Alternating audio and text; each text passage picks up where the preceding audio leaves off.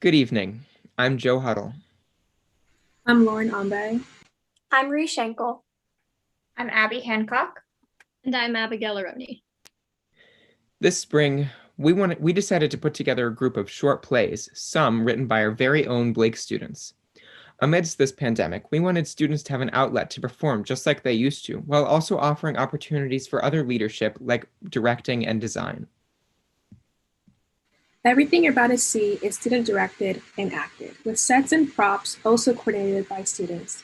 This group of short plays was supervised and produced by Blake Stage director Mary Wagner.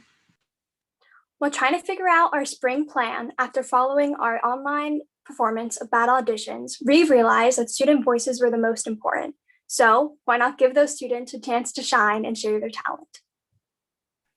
As much as we all miss live theater, it's safe to say that we all learned a lot and had a blast preparing for this showcase. And for our seniors, this is our last high school show.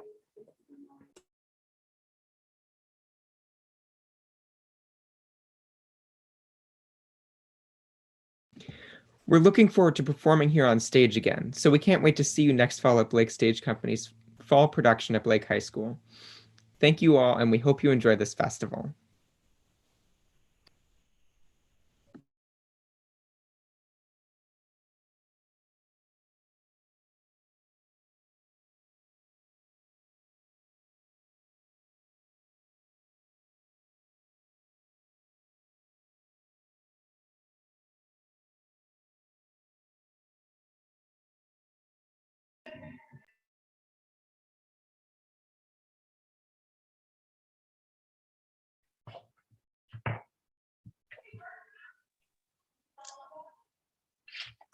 Good morning. Cold day, isn't it? Mind if I sit here? Oh, no, go ahead. Those are pretty flowers. Oh, thank you. They're a little wilted, and it was hard to find nice ones this time of the year. I can imagine. A Christmas gift? Oh, no, I don't celebrate Christmas. Jewish then, are you? No, not that either. I just don't really celebrate it.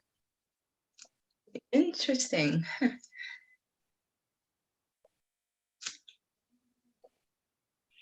Ben.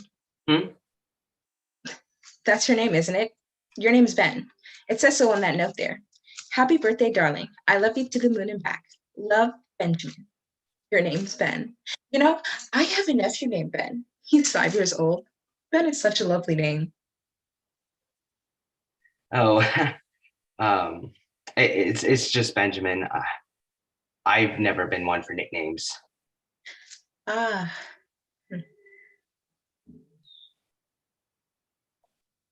Congratulations, by the way.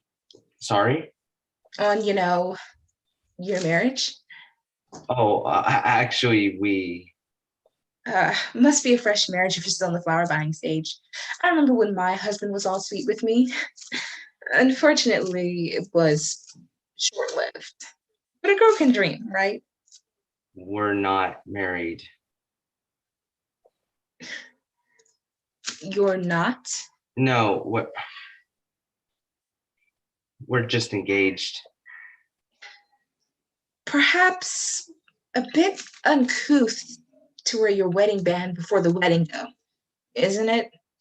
It's, yeah, maybe. What's in the basket? Oh, I have a blanket, I have some turkey sandwiches, and I have some freshly baked chocolate chip cookies. A birthday picnic date. You could call it that, yeah. I see. I actually have a few extra cookies if you'd like one. I'm gluten-free. Of course you are. Bit cold for a picnic, though. It looks like it might snow. Oh, I hope it doesn't. But right now, a blizzard is just my luck. I can't really reschedule this, and I'm not on this side of town very often. Where do you live? Upstate, a few hours away. And you came all the way down here for a picnic. It's people like you who make me miss the good old days. Kids these days and their long distance relationships. They think they only need FaceTime and InstaSnap. And they feel like they don't need to spend any real time with each other. I bet you don't even know how to properly address a letter, do you? People like you who make me miss the good old days. Men weren't such rascals. What happened to taking your girl out to a nice dinner and a nice restaurant instead of on a soggy piece of grass? So you think? What happened to picking her up in your own car? What happened to asking for her father's blessing? I bet you didn't even ask for her father's blessing before you proposed, did you? I wasn't the one who did the proposing. So you mean she proposed to you? Yeah, he did. Oh. I'm sorry for. It's fine. This is my stop. Oh no, sweetheart. Can't be your spot. I think it is. So you mean you and your male friend are going to have a picnic at the cemetery? Yeah. But don't you think that's a bit morbid? It, it, it might be. Happy holidays, miss.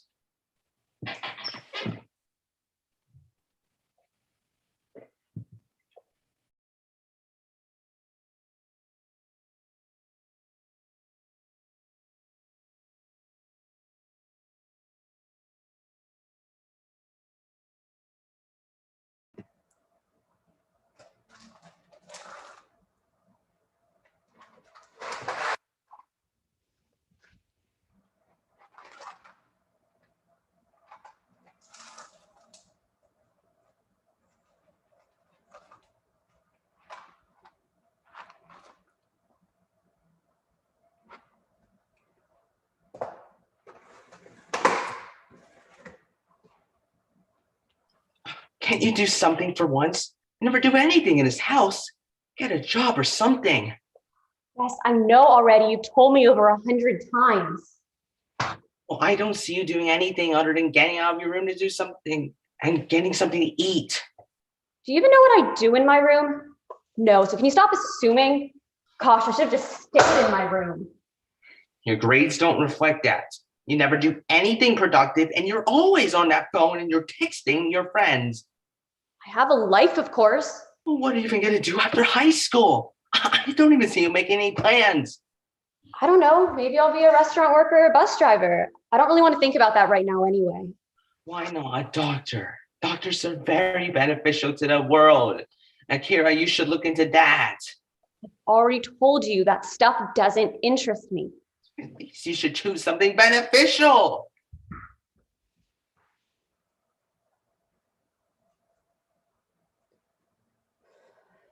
He never understands me.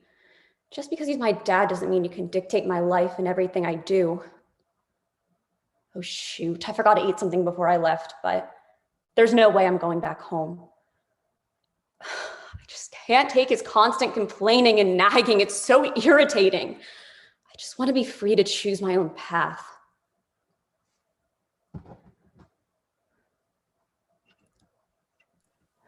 I hate my dad. He's always complaining about every single thing I do. Yeah, what a trouble dealing with him.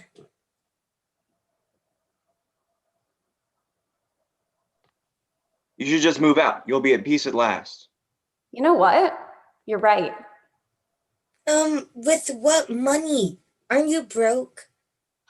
Damn, you're right. Well, it's only because someone didn't pay me back the money I gave them. Well, we gotta go. We're very busy today, aren't we? Yeah, right. Really? Okay. Bye. Ooh, feeling really dizzy.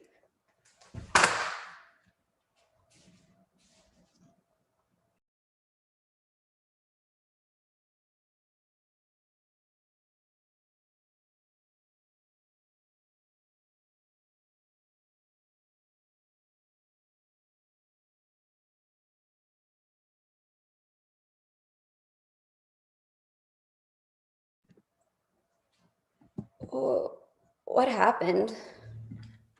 Are you okay? Wait, wasn't there a sidewalk there? Huh? Hold on. Where am I? Oh, you must have hurt your head. I'll take you to the hospital. Huh? Wait, what are you doing? I don't even know who you are. What do you mean you don't know who I am? You need to get your head checked out. What? But I'm fine. At least I think I am. I just have a headache, okay? Nothing serious.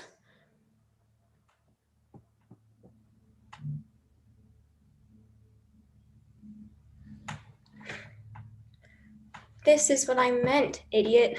Let me take you to the hospital.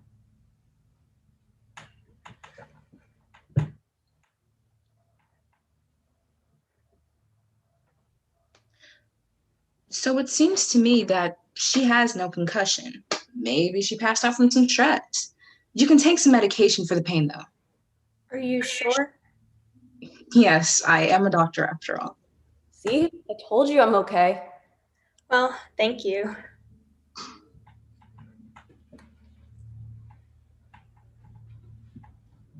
Why are you following me? You texted me to meet up. What? No, I didn't. Like I said, I don't know you.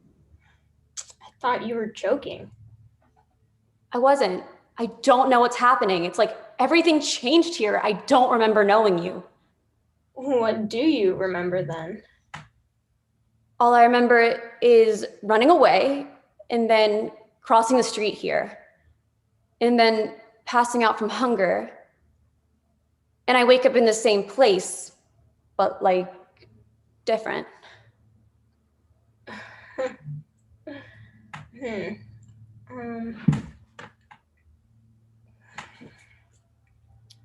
Okay.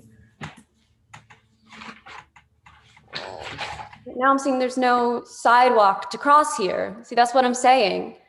Yeah, what? Yeah, there's no sidewalk to cross. That's what I'm saying. Wait, why am I even telling you this? Who are you? My name is Hiro. I'm your best friend. No, you're not. I'll pretend you didn't say that because you might have hit your head too hard. I found you lying in the middle of the street after all. So, Kiki, what are you going to do now? Who's Kiki? You are? Never call me that again. But you used to let me call you that before. Okay. Anyway, what's the plan? I don't know. I kind of just want to eat. Why don't you stick with me then, since you won't be able to find your way around here? Fine. Okay, let's go.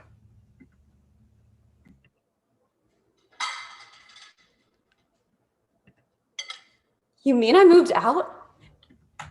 Yeah. I hate my dad. He's always complaining and telling me to be a doctor so I can be successful. You do realize he only cares about you, right? You're his only daughter, so of course. Okay. Yeah, but what does it have to do with anything? That doesn't give an excuse to be all up in my business like that. He's trying to help you not be a bum in the future, or even homeless while you can. Now you're up in my business. Why do people care so much about what I do? Because you almost lost your life because of that careless attitude, okay? You're joking. Let me explain. Before we became friends, you went out to a college party one night with your friends. You had one too many drinks and passed out on the couch, and your friends abandoned you. That night, a college sophomore approached you. How do you know that? That never happened. How are you supposed to know? You don't even remember anything. I also was at the party. I didn't recognize you from the college campus, so had a feeling you crashed the party for a good time. So I dismissed the person, making sure you were safe. You were obviously intoxicated, so I tried to keep an eye on you. Soon it got late, and I was going to drive my friend home since they were drunk. And as I was driving, I saw 4 teens crossing the street all of a sudden, and I hit the brakes.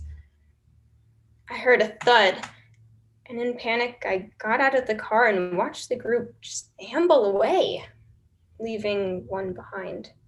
That's when I met. Me? You met me? Yeah, so I just checked your pulse and carried you into my car to drive you to the hospital. Was I injured or something? It didn't seem like it at first, but turns out you had a bit of a concussion, and you wouldn't tell me your address, so I took you to my house. What? And also, why do I always hit my head? I won't remember anything at this point. I know, but I didn't know what else to do. It's not like your friends would get you. Guess I need new friends then. Well, that's why I'm here. I was there for you then, and I could be your friend now. So, how did we become friends in the first place? I tried taking you home, but you insisted on staying, even though you didn't know me. You were clinging on to me, still drunk and bawling your eyes out. I had a hunch things weren't okay with your personal life, so I let you stay without a second thought. I don't know what I did right, but you warmed up to me given time. All I wanted to do was help you, and you finally saw that. Time will settle things, right? Yeah. But seriously, you need to make some changes in your life, or else you're going to end up dead. No, I just feel like time is flying by too fast. There's not much time before I'm actually an adult. And I don't want to have to grow up and be depressed my whole life, stuck with a job that I'm not even passionate about. I don't know what I'm passionate about. I understand. I felt like my childhood went by so fast. 1 second I was running away from kids, and the next I was running away from taxes. But then I learned that just because you have a lot of responsibilities now doesn't mean you can't have fun. You have all your life to live, so why stop? Your whole life doesn't have to be all about working. You can let loose every once in a while. It's easier to have fun when you have a stable ground, you know? Enough money to afford recreational activities. I never really thought of it that way. It's hard to think about the future when you're not sure if it's going to be good or bad, so I've been pushing it away all this time. I understand, but maybe you could listen to other people's suggestions, especially if they're older and wiser. They're only trying to help you. I really need to rethink the way I'm living. It'll take time, but at the end of the day, it'll be worth it. I promise. I can show you. I'll be back for you. Let me go and get something real quick, okay? Don't move. Wait. Thanks for everything. No problem.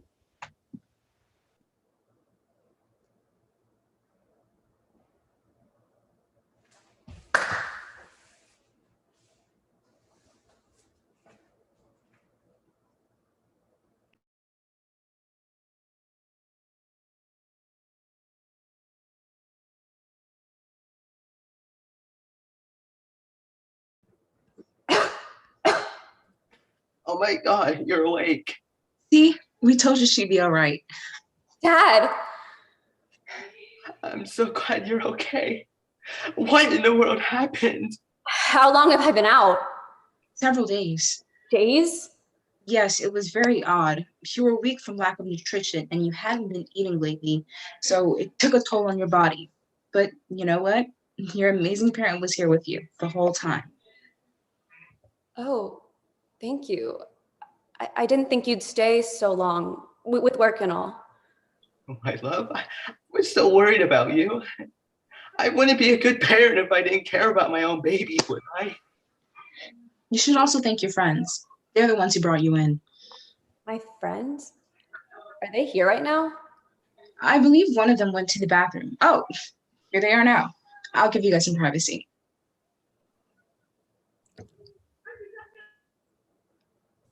You're awake. Please don't be so reckless next time. Why did you stay with me this time? Why not before? Why was I the only one trying to stay with you? All I know is we felt kind of bad because no one ever stayed with you. So we just let you stay. You know what? I don't think this is gonna work. Not if you became my friends out of pity. You should leave. It's not like you really cared about me anyway, right? Don't make this sound like I'm fine. You know what? Don't try to come back to us, weirdo.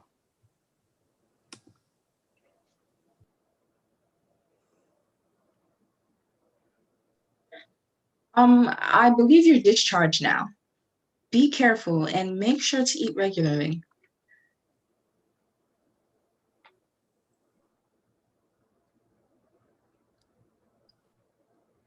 Hey, I need to apologize to you. What? Why are you sorry? I understand why you were yelling at me earlier when I was wasting away in my room. I haven't been the best person lately. I was rude to you, and you were just trying to guide me. Where is all this coming from?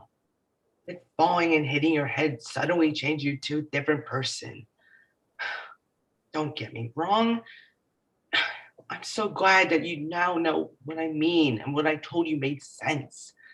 I only care about you and where your future self will end up. I know sometimes it can be hard and frustrating, and you can feel down. But what matters is that you get back up and keep moving forward because that's the only direction time will flow. Time. Yeah. I don't say this often, but thanks, I guess, for looking out for me. You know, you can always ask me about anything, right? Yeah, I know that now. You never told me about what changed you in the last 24 hours. Maybe it was the thought of losing everything, I guess, being so close to death. I never knew the day your life would be on the line would be so soon.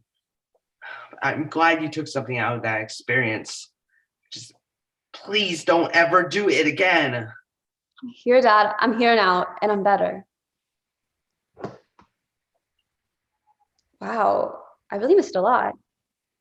There's gonna be a college party tonight. Wait, a college party? This has got to be when I first met Hero, isn't it? I've got to go to that party. Who's Hero? She's a new friend I made recently. Can I stop by your house for a while, please? Fine, but you better be careful this time. You almost died last time, and I understand you need to let loose a little. But these better be better than your other friends. I promise, if she were really that bad, I wouldn't be begging you to let me go, would I? Well, I guess you're right. Thank you. Bye.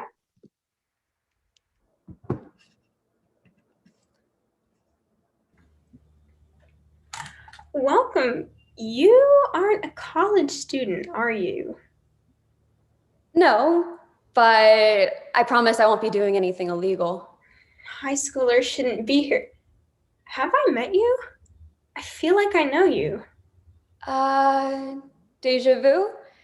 It's like we met in a past life. Well, I'm not letting you near alcohol. So, you want something to eat? Sure.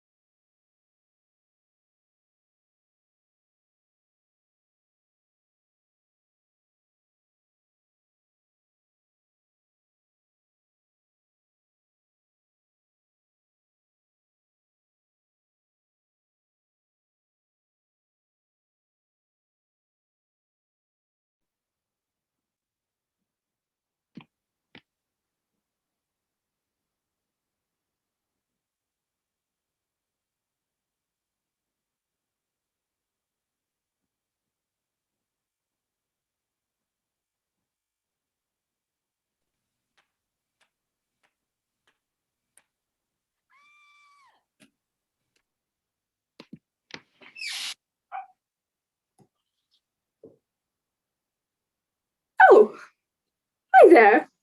I'm sure you're wondering what's going on. I can assure you it's not as it first appears. I know, a butler, a gun, a body lying on the floor. Yes, he was murdered, but it was someone else who shot him. Perhaps I should better explain. You see, while the course of events ended here only moments ago, they began hours before. Others had all been called here by Mr. Walters. This is his house. And by the way, that's Mr. Walters over there. This is rather complex. I think it would be best if I were to take you back so that you could see the course of events yourself. I could never do them justice in my own words. Imagine it's now earlier this evening, and as I said, others had all been called here by Mr. Walters. Oh dear. Mr. Walters? Steve, you need to get out. But I'm supposed to be dead. No, these people came here to see a story, and we can't very well show them how you were murdered with you lying on the ground already dead. But I got shot. Nope, see, it's earlier now. You won't be shot for some time yet. Do you think it'll be okay? They won't mind if I just see a dead person walk off the stage? I think they'll understand. They came to see the story, not to watch you lie on the floor. Go ahead and get up. Well, what do I do now? To start, just go wait in the other room.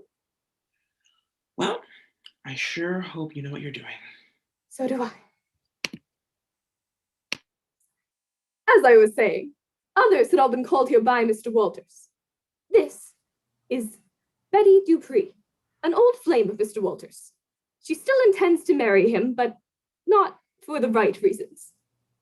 This is Jennifer Jones, Mr. Walters' business partner.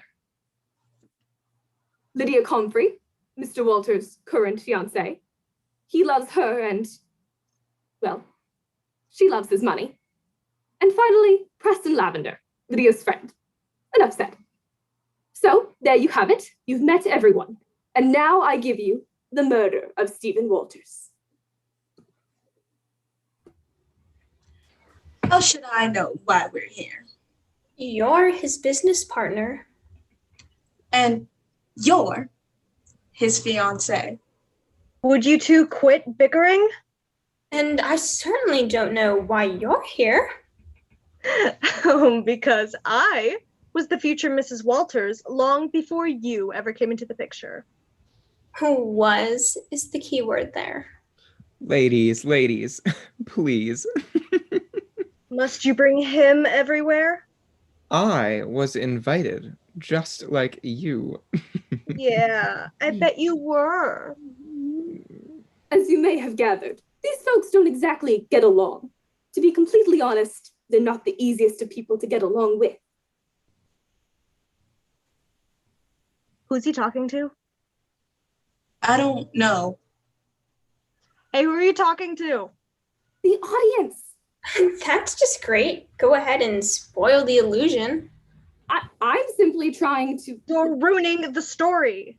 I've just... You broke in our pace.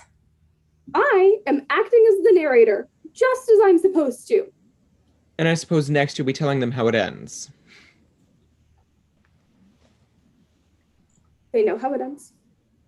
What? Huh? What?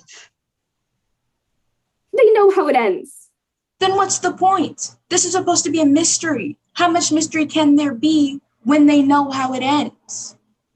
Well, it's true that they know how it ends. They don't know who did it, only that it was done.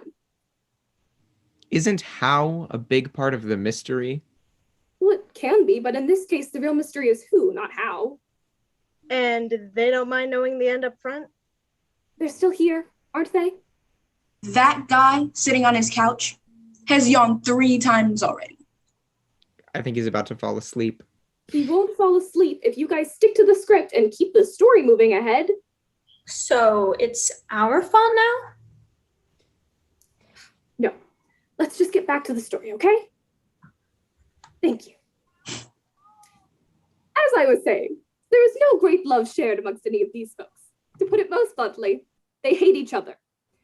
But in that hate is the one common thread that brings them all here today. As much as they may hate each other, they all hate Stephen Walters even more. I'm still not so sure about you talking to the audience like that. I just don't understand it. It's been done for thousands of years. It's called an aside. What? An aside. Theoretically, when I'm speaking to the audience, you're not supposed to be able to hear what I'm saying. That's silly. We're right here. How can we help but hear you? No, you don't understand. Of course you can hear me, but you're meant to go on as though you can't. It's an opportunity for me as the narrator to have a conversation with the audience. It's almost like I'm having a personal conversation with each member of the audience. Shakespeare did this all the time. The ancient Greeks used it in their choruses. But this isn't a musical. Just because there's a chorus doesn't mean it's a musical. Then why would they have a chorus? That's what I'm trying to explain. Then get on with it. We've got a story to tell here. Right, the story. Okay, where were we? You were about to explain the purpose of the chorus to us. No, I meant this story. You know, the murder and all, remember? I, for one, don't think I can continue until you explain this chorus business and that aside thing you keep pulling. I would have to second that. What are you doing here? I just wanted to see what you guys were talking about. Good heavens, what about the audience? They've already paid their money. How do they know this isn't the story they came to see anyway? Because we already told them. It is a murder mystery. Oh, yeah. But I want to know what the chorus is for if it's not for singing. Folks, please bear with us for a moment. I promise this will take just a minute and then we'll be right back to our story. Thank you.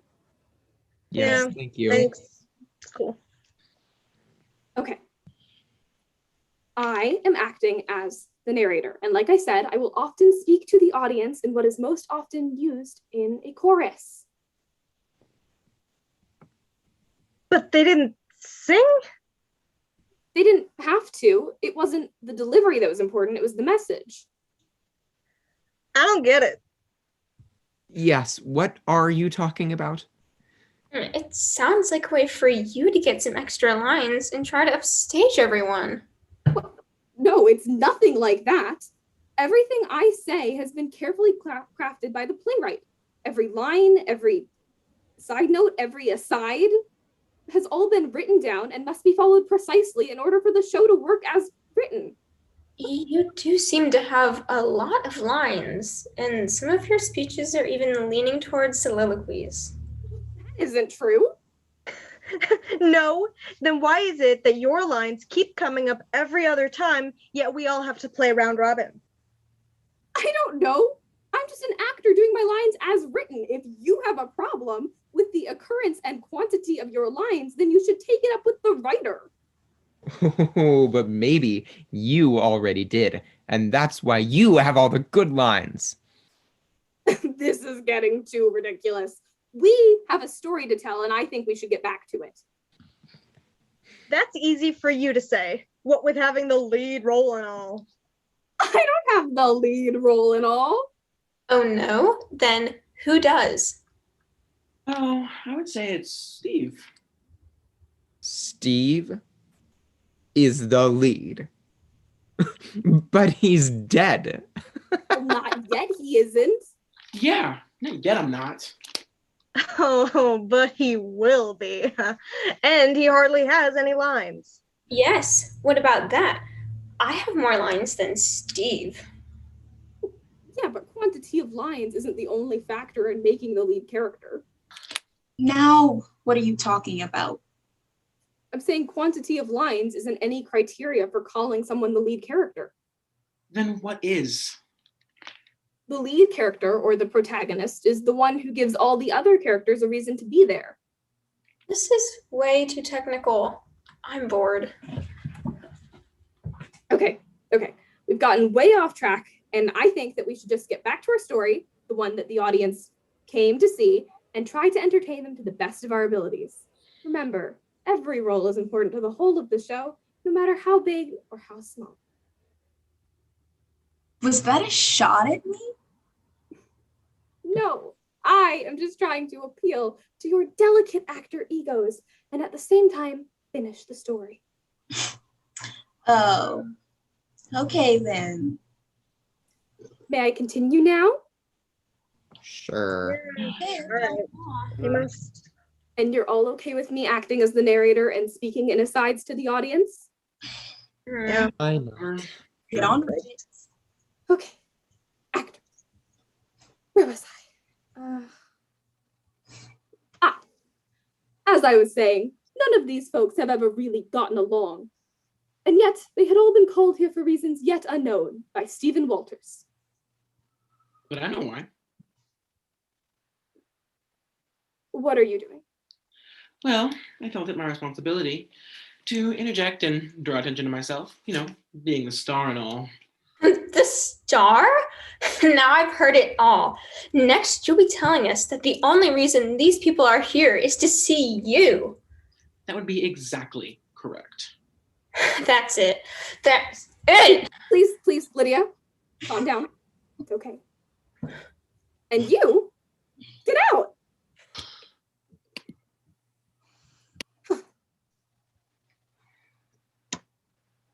May I get you anything? May I get you anything? May I get you anything?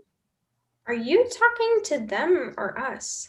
To you. I am the butler after all. May I get you anything? Oh, right. No, I'm fine. Anyone else? No, I'm good. I think I'd like a root beer.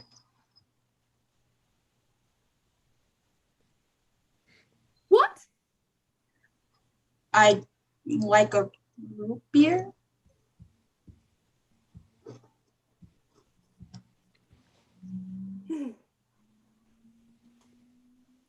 You're supposed to say no. How's that? When I say anyone else, you're supposed to say no. I am? Yeah. Really? Uh-huh. But I'm thirsty. You need to get with it, Jennifer. We have a story to tell. But I'm really thirsty. So am I. People. Me too.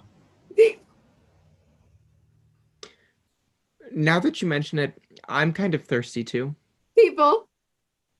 I'm thirsty too, John. You asked us if we wanted anything, and we said no. As you should. But we actually are thirsty. Okay, yeah, but you're not supposed to be. It's not a part of the script. Really, no. And what has been part of the script so I far. really don't think that this is the time or place to go into all of that. We must finish telling this story. Are you gonna get us something to drink? No! No. I am not going to get you. No. Okay. What I am going to do is try my best to keep the story moving forward, no matter what the rest of you are trying to do. John is right. We have to get back on track. And with that, I shall go.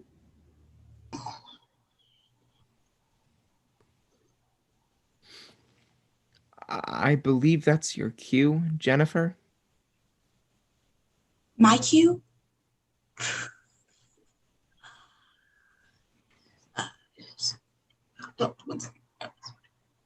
Hello? Hey, Jennifer. Yeah, it's Betty. Okay, hey, Betty. Hey. Yeah, what's up? Anyway, so it is your cue. It's my cue. Yeah, let's see. Right here it says, before you go, why did Steve call us here tonight? That's what it says. That's what it, okay. Right now. Okay, oh, right. Okay. Before you go, why did Steve call us here tonight? No, Jennifer. No. Mm-mm. It's call. There's a difference. Not. No. But I said, okay. Before you go, why did Steve call us here tonight? I am only the butler, and to that I do not know. And as the narrator? To that I cannot say. Well, we've been waiting for 10 minutes now, and we still haven't seen Steve. I just wonder if this is one of his practical jokes, and he isn't even here. He wouldn't, would he? He might. He loves to make us suffer and show he has complete control over every one of us. He certainly does not have control over me. I don't even know why you're here, dear. I am here because Steve wishes for me to be here, dear.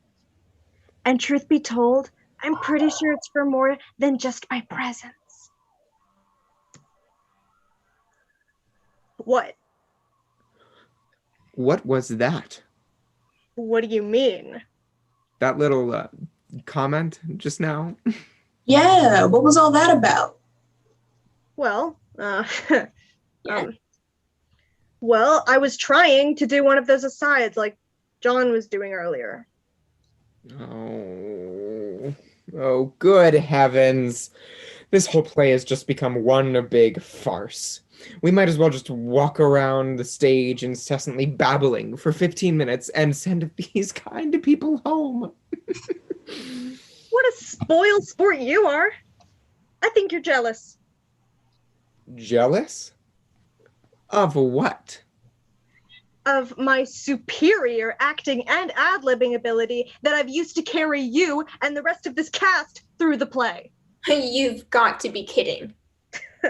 I've seen you, all of you, looking at me in awe.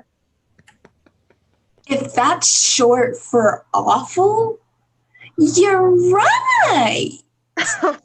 Why you dear. More superior ad-libbing, I see. All right now. Apologize, Preston. No, I won't. Jennifer, make him apologize. Apologize yourself. Please, this is the police.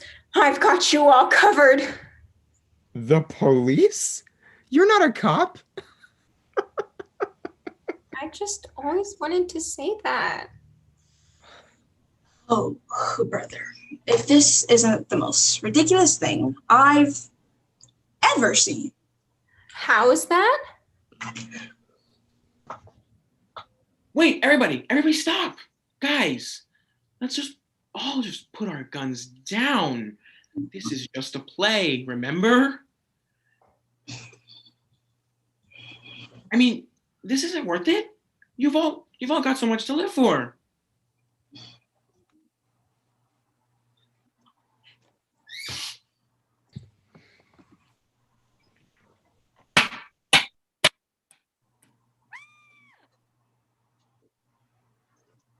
Well, folks, this wasn't supposed to happen for another hour or so, but it seems that my castmates have decided to skip a few sections of the script. And, well, actors, what can you do? Steve, get up, get up. Yeah, but what about the rest of the play? No, we're done. We're done. Yeah, what do you mean? We still have another hour left. What happened to the rest of the show? I still had a whole character arc left. Nope. I meant what I said. You guys derailed the show. You didn't. You win. I am done. I should have listened to my mother when she told me that acting was a dead-end career. Because this has been a true nightmare.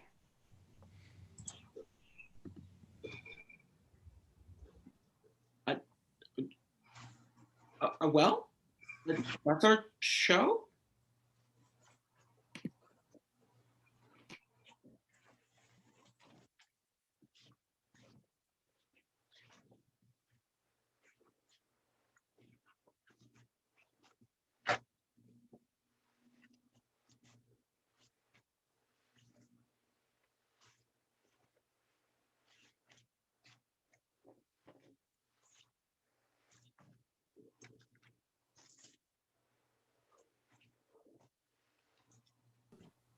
Today is the day where my life hangs in the balance.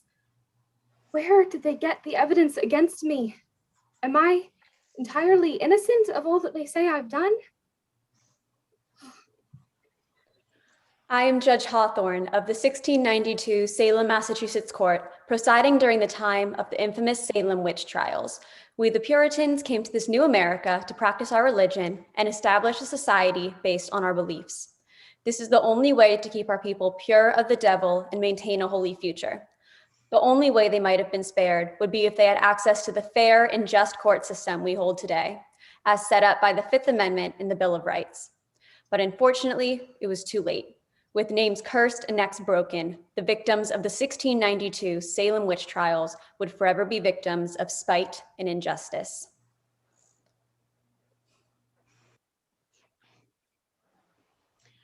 I'm here to represent my client, Margaret Scott. I understand that Mary Daniel is accusing my client of witchcraft and sorcery. Yes, that is why she is here. According to Mary Daniel, she believes that she was a witch. Is Miss Daniel the only witness against my client? Yes, it seems to be so. Your Honor, the jury, I have numerous reasons to believe that the witness is committing perjury and is undeniably a Wiccan. All rise. Members of the jury, the defendant, Margaret Scott, is charged with committing acts of witchcraft. The people of the colony of Massachusetts are represented by the prosecutor. Ms. Scott is represented by her lawyer, Akasha Costello. Prosecutor, you may call your first witness. The people of the colony of Massachusetts call Mary Daniel to the stand. Do you swear to tell the whole truth and nothing but the truth? I do. How old are you, Mary? I'm 19 years old. Do you know the defendant, Margaret Scott? She lives down the street. What happened to you August 16th, 1692? One night, After work, I became suddenly ill, and I wasn't so sure why. So I went to go lie down, but then she came and attacked me, pulling me to the ground and pinching my neck. And after that night, she kept coming back, and her assaults only got worse. Do you think that this could have been a hallucination? Have you ever come in contact with the defendant before? Mary? Are you okay? Your Honor, may the record reflect that the witness has gone into some sort of unconsciousness? Yes, but the record will also reflect how she has not answered your questions. No further questions. Defense, you have the floor.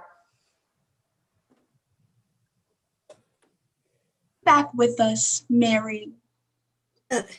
Yes, counselor. So let me ask you this.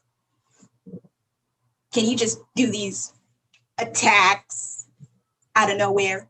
Objection, speculation. Overruled. Answer the question, Miss Daniel. What? No.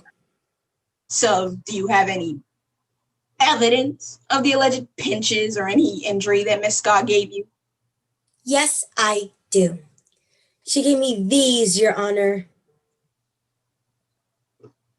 So did you just make it up? Hide the fact that you were kissing your boss in the field. And out of wedlock as well. I too also have the same marks on my neck. I saw Miss Daniel getting it on in the bushes. Objection! Badgering the witness! Counselor, please, inappropriate manner. There is clearly a lack of evidence here, Your Honor. The witness is lying, but I guess no one can see that thus far. I saw her, in fact, kissing someone in the field that day. I'm ready to own up to my experiences. If only I could say the same about Miss Daniel. She just wants a pay grade. She is lying to you. I would like to call Margaret Scott to the stand. Do you swear to tell the whole truth and nothing but the truth? I do. Margaret, can you tell us a little bit about yourself? Yes. I am a poor peasant woman, and I beg for food to support myself. I move around from house to house in Salem. I'm a God-fearing woman. I attend church, and I don't hurt anyone. Are you a witch, Margaret? Heavens, no. I have no idea why these children have accused me. I have hardly ever known them. It's most unfair. Did you ever bite or pinch Mary Daniel on August 16th, 1690? No, of course not. In fact, how could I have even done that? Do you know what astral projection is? No, Your Honor, I have no idea what that is. May I explain? Relevance? Where is this going, Counselor? You will see, Your Honor. Astral projection is an out-of-body experience that can be both involuntary or practiced at will. In terms of the former, people leave their physical bodies and do so during a near-death experience. It takes years of practice to do it correctly. I do not think my client could have pulled something off like this. I have it all right here. No further questions. Counselor Hill for cross-examination. Margaret Scott, how do you explain Mary's uncontrollable trances and contortions? This is nothing more than a childhood prank. Who ever heard of someone who can go in and out of trances at her own will? This is the most ridiculous thing I have ever heard of. What kind of court is this? Where is the real evidence against me? Your Honor, I would like to ask the defendant to show the court her wrist. Margaret Scott, how do you explain that hideous witch's mark on your wrist? If you are talking about this small birthmark. I can assure you I have had it since the day I was born. To assume that this is a witch's mark is absurd. Half of the people in this town probably have birthmarks of some shape or sort on their bodies. Are you to accuse all of them of being witches as well? No further questions, Your Honor. Ms. Scott, you're excused. We will now have the closing arguments of counsel. Catherine, you may proceed. Members of the jury, you have overwhelming evidence. Margaret Scott is indeed a witch. You have the testimony of Mary Daniel, a young innocent teen who has been stricken with horrible afflictions ever since she came in contact with the defendant. Her body goes into uncontrollable seizures and trances. In fact, you witnessed one of those trances today. What other possible explanation is there other than witchcraft? We also showed you the hideous witch's mark on Margaret Scott's wrist. Again, what other possible explanation is there than the obvious signs of the devil? Help rid Salem of this horrible creature before more children are stricken, and find Margaret Scott guilty of witchcraft. Defense counsel, you may give your closing argument. How dare you say that my client is guilty when there's been no such proof regarding said statement? Members of the jury, what has happened to this community? We have a couple of children who have been caught going to town without their parents' permission in order to avoid getting into trouble. They make up this ridiculous story about being bitten and pinched by my client. Interestingly enough, there is not one mark on this child. Why? Because it is all a big act. Speaking of big acts, how about this so-called trance Mary went into? It's all a hoax, wasn't it? This is what the prosecutor calls evidence. I call it a big joke. Then, the only other evidence they have is a birthmark on Margaret's wrist. Can you believe it has come to this? If you have a birthmark, you're a witch.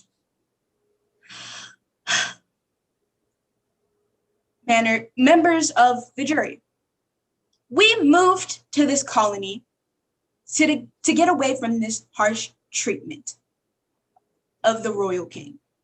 We moved here so that we could practice our religions freely. And we could have our own system of justice. The only justice in this case would to be find my client, Margaret Scott, guilty of this crime.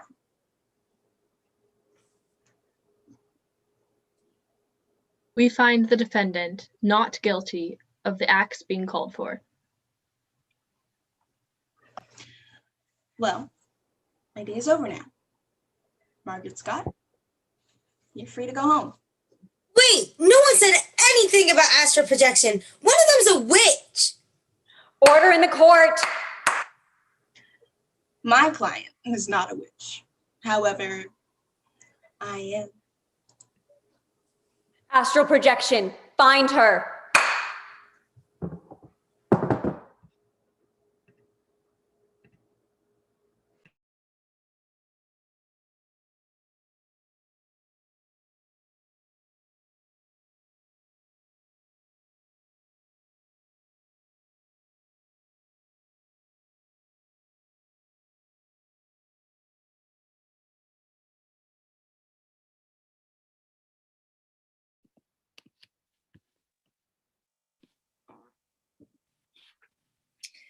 Audrey, a few hours ago, I was looking for something in your room and Harold. Audrey, do you want to tell me what this is? Oh no. Audrey. I don't want to talk about it. What is it? A geometry book. Where were you today, Audrey? What? I want to know where you were. You promised me you'd go somewhere and loiter. I went to school. School? School. So now what? All of a sudden you got a problem sneaking out to the mall and wasting your allowance on violent video games? Dad, please. No. And then also, what's this? Simon and Garfunkel? Simon and who now? They sing intelligent and wholesome lyrics. You've got to be kidding me. This is hard enough as it is. And what about this? Dad, stop. Let me see that. Molecular systematics. Is this what I think it is? It's a scientific journal. A scientific journal? What about Playgirl? Please. We paid good money for that subscription. I canceled it. You did what? Why? Please don't make me say it. Say it. I only read the articles. But the graphic nudity! Oh, and look what I found in the fridge. It's not what you think. Oh, it's exactly what I think. This is milk. Milk? That's right. Street name bovine treat candy. It gives all the junkies their fix of vitamins and minerals. Audrey, do you want strong bones and teeth? Is that what you want? Maybe that is what I want, okay? Maybe I like it. Don't you dare. No, you listen to me for once. This isn't the first time I've had milk, okay? I've even experimented with fat-free. No. Yes, and you know why? Because it makes me feel good. No. No daughter of mine is health conscious. Listen, I'm sorry for disappointing you, but this is how I live. This is what I do. This is who I am. I don't like it when you sneak malt liquor into my room every night. I don't like breaking curfew like you insist I do. I don't like binge eating junk food and watching Austrian porn. You don't? No. Not even a little? No. Well, what about Grandma's Christmas weed? No. You know, Audrey, why is it so hard? You don't see your mother and I, going out and eating food with nutritional value. It's a different generation. I mean, everyone else is doing it. Like the other day, I was buying groceries for the family. Ugh. I'm in the checkout line and I see Greg and Tracy, even Bobby Sanders, all bagging groceries, all working really hard to support their families. I just wanted to do something like that too. I couldn't help it. Audrey, if Bobby Sanders helped an old lady across the street, would you do it too? Maybe. This is disgusting. Audrey, the bottom line is your behavior is unacceptable. Well, what about you, Dad? What's she talking about? Oh, he hasn't told you? Dad here used to earn merit badges. For merit. Don't you dare spout lies about your father, Audrey. You see, Dad doesn't know what happened last week when he had me go up into the attic to get his home tattoo kit. I found an old box of things from the old days. Some pretty eye-opening stuff in there, Dad, including your old scout vest. That's not true. You shouldn't open that box, Audrey. Excuse me? It was private. I don't believe this. It was a rough time in my life, okay?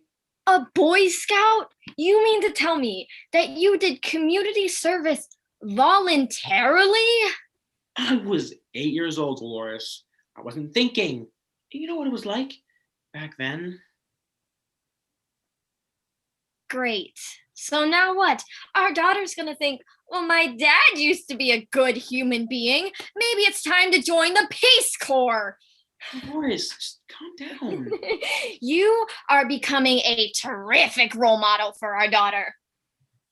We all make mistakes. These things happen. Not to everyone. Oh yeah, Miss Soup Kitchen volunteer. We agreed to never talk about that again. Mom? I'm You helped the homeless? You swore you would never tell anyone. I can't believe you two are all down on your low horse. Look at you two. You're just as guilty as I am. No, worse. And here you are trying to tell me how to live my life. How about stepping back and remembering that it's hard being a teenager? Audrey, listen. I can see how you can be confused, but your mother and I need you to learn from our mistakes. When I found your mother in that soup kitchen, I knew it was my duty to take her out and rescue her and bring her into a lifestyle where we both belong. And that is producing, starring, and filming in adult films. He's right. You can't be the kind of person who follows the rules and helps those in need. While that lifestyle may be trending, Audrey, it's just not right. Don't forget that there's sex and drugs and rock and roll, all three yours for the taking. If you just reach for it, Audrey, just reach for it. You just don't get it, do you? This is how I choose to live, okay? If I want to eat healthy past high school and abstain from sexual intercourse, then I sure as sugar will. You watch your language. Then I sure as hell will. Thank you. Oh, and you know what you missed during your frisk? A scholarship, full ride to Princeton. That's right. I'm quitting my rebellious punk band and I'm going to college. Absolutely not. I forbid you to succeed. It's too late, Mom. You two can't stop me. This is my life, and I'm going to live it. And if I decide to pursue a degree in pediatric medicine, then that's the way it goes. Goodbye.